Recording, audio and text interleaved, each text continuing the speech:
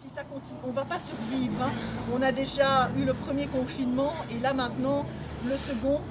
Alors, ce que je trouve aussi un petit peu déloyal, ben, c'est cette concurrence déloyale. Qu'est-ce qui est essentiel et qu'est-ce qui n'est pas essentiel? Ce matin, je suis allée au DI, j'ai rien contre l'ancienne DI, mais voilà, j'ai acheté un parfum. Moi, je le vends aussi. J'ai le ticket de caisse. Et ça, chez DI, c'est essentiel. Mais chez moi, ce n'est pas essentiel. J'ai pris des photos, il n'y a rien qui est balisé. Tous les rayonnages de parfum sont là. Et moi, je devrais fermer ma boutique parce que je ne peux pas prendre du parfum, alors que c'est principalement mon secteur. Le mois de décembre, c'est 35% de notre chiffre d'affaires. Moi, si je dois fermer, je ne vais pas survivre. On a déjà essayé de remonter la pente en mars, mais plus maintenant. Et je ne suis pas la seule, hein, c'est tous les commerces.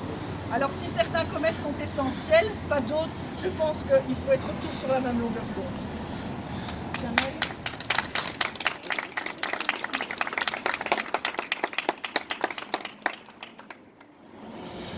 Il n'y a rien d'autre à ajouter de plus, tout simplement, soit par respect pour les médecins, les hôpitaux, on ferme tous et on se confine à fond, en fait, pas à moitié, ou soit on ouvre les magasins avec des respects, en respectant les règles de... Oui, ce qu'on veut, c'est que ça soit cohérent avec tout le monde. Et, Vous croyez que vous allez être entendu? là, oui, vous m'entendez quand même.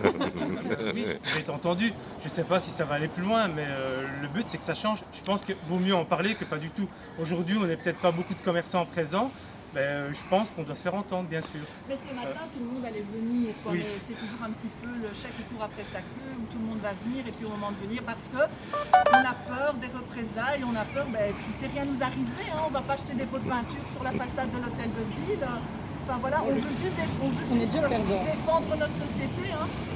De toute façon, le commerce de la ville a besoin du commerce hein, pour Bien vivre. sûr, bien sûr. Si on ferme petit à petit, il n'y aura plus de ville date, un autre belle ville date. J'en suis pas fière. Ça hein, s'est vu, aujourd'hui. ça Pas s'est du vu tout. totalement aujourd'hui. Ce qui se passe, c'est quand il reste un ou deux commerces ouverts, ces commerces travaillent très mal, forcément, parce que les autres ne sont pas là.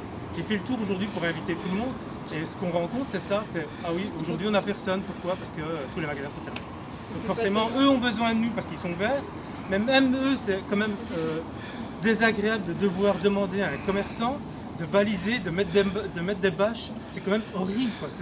C'est quelque chose d'incompréhensible, de mettre des bâches sur des accessoires. Une fois que le client est dans le magasin, c'est clair pour moi, il a le droit d'acheter tout ce qu'il veut.